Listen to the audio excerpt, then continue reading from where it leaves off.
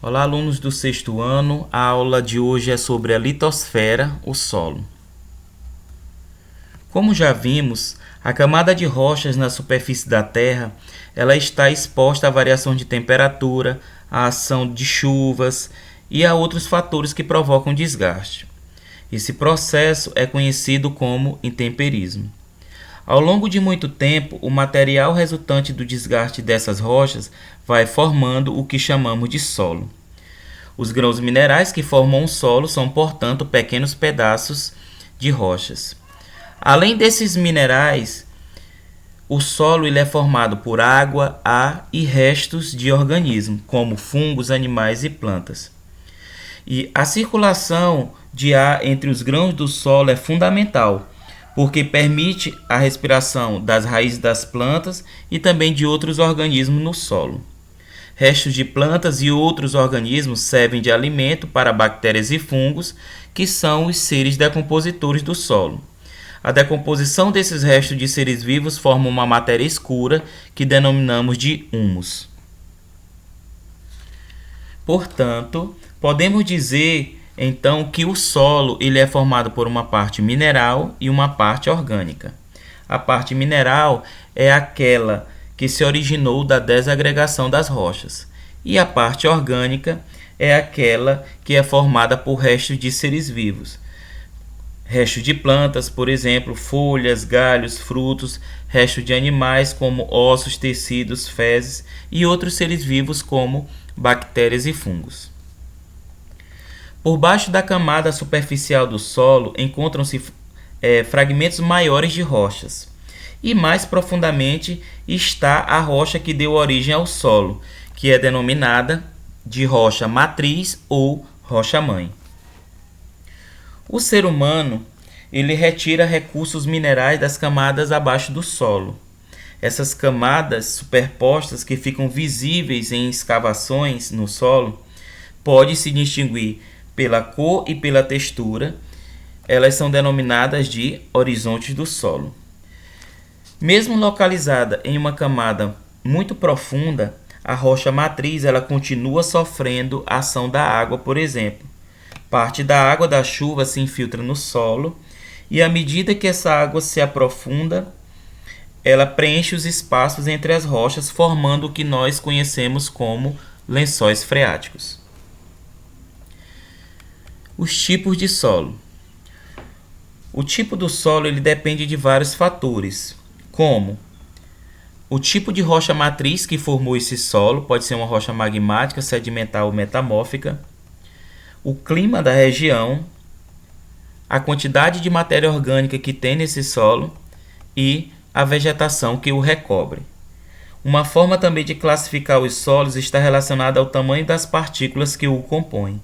Os solos eles podem conter partículas de areia, silt ou argila. Solo arenoso. O solo arenoso é aquele solo que tem um teor de areia igual ou superior a 70%. Esses solos eles secam muito rapidamente porque são muito permeáveis. A areia são partículas que apresentam diâmetro entre 0,05 mm e 2 mm. Então são grãos maiores e há grandes espaços entre eles. Por conta disso, os solos arenosos são muito permeáveis e os sais minerais e a matéria orgânica são carregados pela água. Por isso, geralmente, os solos arenosos eles são pobres em nutrientes. Solo argiloso. O solo argiloso há um predomínio de partículas de argila, que varia entre 35% e 60% de argila. A argila é uma partícula que apresenta menos de 0,005 milímetros de diâmetro, ou seja, são grãos muito pequenos e bem ligados entre si. Por isso, os solos argilosos eles retêm água e nutriente, o que mantém a fertilidade do solo e facilita o crescimento das plantas. Mas, se o solo tiver muita argila, ele pode ficar encharcado e cheio de poças d'água depois de uma chuva. Existem também os solos umíferos. Os solos umíferos há uma predominância de material orgânico ou humus. A presença de humus ela deixa o solo escuro. Além disso, ajuda o solo a reter água, tornando-o poroso e com boa circulação de ar. E por meio da decomposição dos restos de organismo, esse solo produz nutrientes necessários às plantas. Os solos mais adequados para a agricultura, eles têm uma certa proporção de areia, argila e sais minerais, além de humus. Essa proporção ela facilita a penetração de água, de gás e oxigênio, que são utilizados aí pelas raízes das plantas e pelos micro-organismos do solo. Em geral, são solos que retêm água sem ficar encharcados, mas cada planta cresce melhor em um determinado tipo de solo, como por exemplo os coqueiros que estão adaptados a solos arenosos. Sobre a preparação do solo. Os primeiros agrupamentos humanos, eles obtinham o seu alimento da caça e da coleta de sementes e frutos.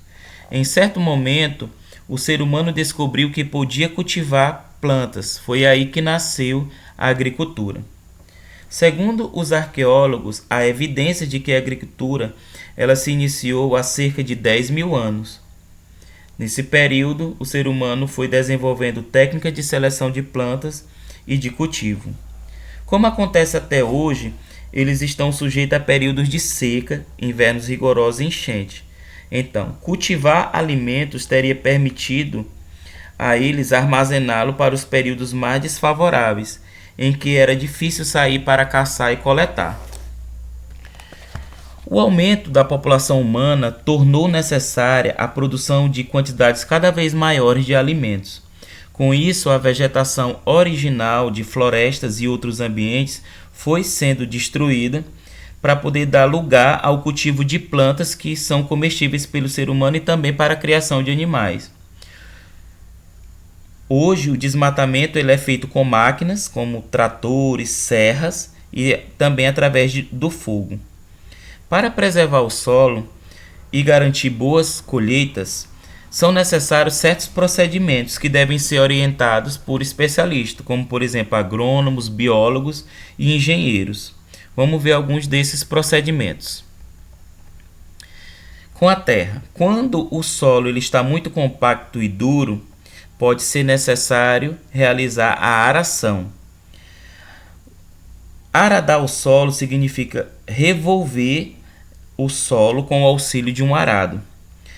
Essa máquina, ela escava, corta e revolve o solo até que ele fique fofo e poroso, permitindo a entrada de ar e de água. No entanto, em algumas regiões do Brasil que apresenta clima tropical, a aração ela deixa o solo muito exposto ao calor do sol e também à ação da chuva. Por isso, hoje, a técnica cada vez mais utilizada é conhecida como plantio direto, que é sem a aração. A semente é colocada em pequenos buracos e boa parte do solo fica coberto com palha ou restos da vegetação anterior. Esse procedimento ele diminui o impacto da água da chuva no solo e protege da ação direta dos raios do sol, que ajuda o solo a permanecer e manter-se úmido. Quanto aos nutrientes, uma análise ela precisa ser feita para indicar se há necessidade de adubação, isto é, se há necessidade de acrescentar nutrientes que estão em falta no solo. A adubação ela se faz necessária, é claro, após muitas colheitas, para poder repor os sais minerais que as plantas retiraram do solo. A adubação ela pode ser feita de duas maneiras, através de fertilizantes sintéticos, que é o adubo químico, que são produzidos industrialmente, que também é conhecida como adubação mineral. Esses adubos, eles são em geral uma mistura de substâncias que contêm os principais nutrientes necessários para as plantas, como nitrogênio, potássio e fósforo. E existe a adubação orgânica, que é feita com restos de vegetais, farinha de ossos, estrume de animais, fezes de boi, cavalo, porco, galinha, material que se transforma em humus. Pode ser utilizado também o humus produzido por minhocas.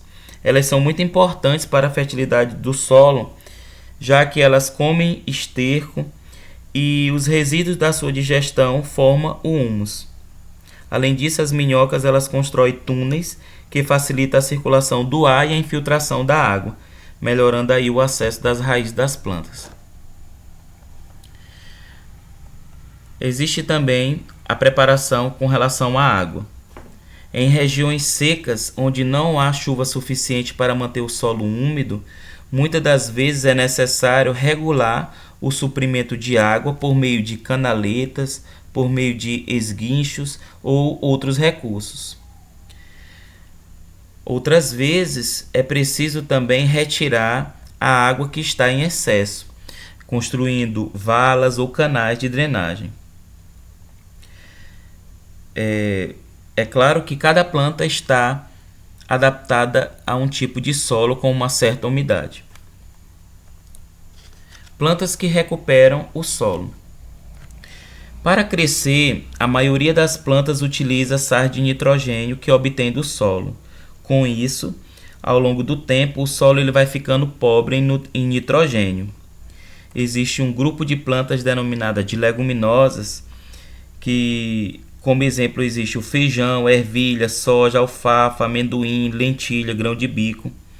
Essas plantas, além de não tirar nitrogênio do solo, elas enriquecem o solo com nitrogênio.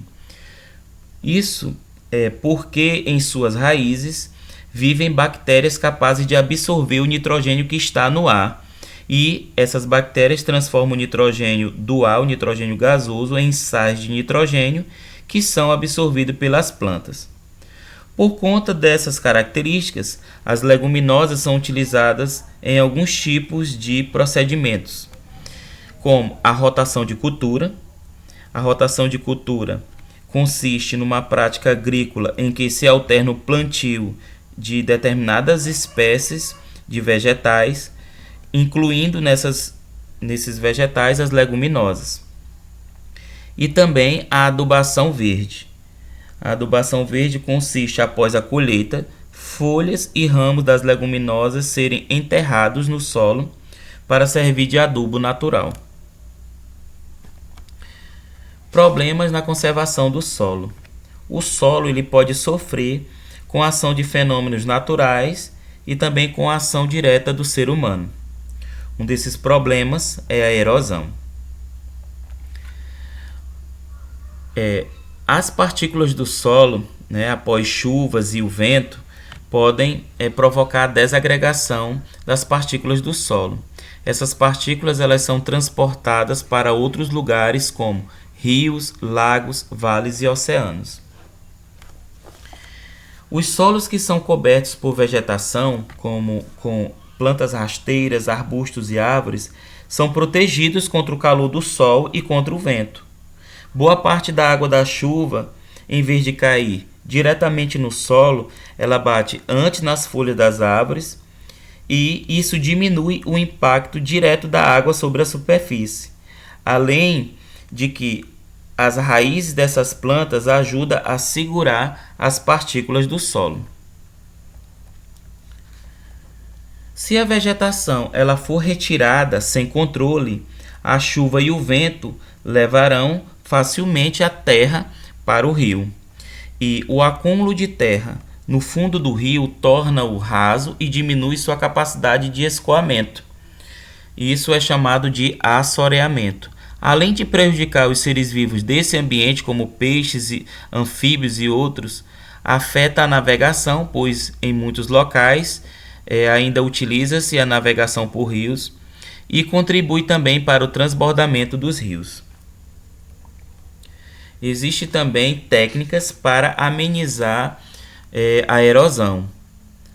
Em terrenos muito inclinados, existem os terraços ou degraus, e terrenos pouco inclinados, as curvas de nível.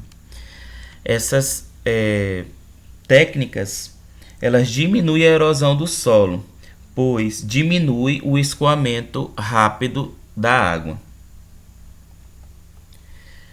Quando o desmatamento ele é feito por queimadas, ocorre outro problema. o fogo ele acaba destruindo também muitos micro-organismos que realizam a decomposição da matéria orgânica, afetando a fertilidade. Além de destruir a vegetação, a fauna do local, o fogo acaba destruindo as bactérias e os fungos que decompõem a matéria orgânica, ajudando aí na fertilidade. Outro tipo de problema são os defensivos agrícolas. Esses produtos eles são tóxicos e podem contaminar o ambiente e fazer mal à saúde das pessoas. Esses produtos eles devem ser vendidos apenas mediante receitas de agrônomos e eles devem ser utilizados de acordo com as recomendações de especialistas. Além disso, o governo fiscaliza o uso deles. Os trabalhadores que aplicam os agrotóxicos, eles devem estar bem protegidos. O produto deve ser aplicado na quantidade correta e o alimento só pode ser colhido depois de certo tempo para que o agrotóxico já tenha sido decomposto e que perca parte de seus efeitos e cause o mínimo de prejuízo aí à saúde dos consumidores. Então essa foi a aula sobre o solo. A atividade correspondente a esse conteúdo está no site da escola. Ok? Obrigado. Até a próxima.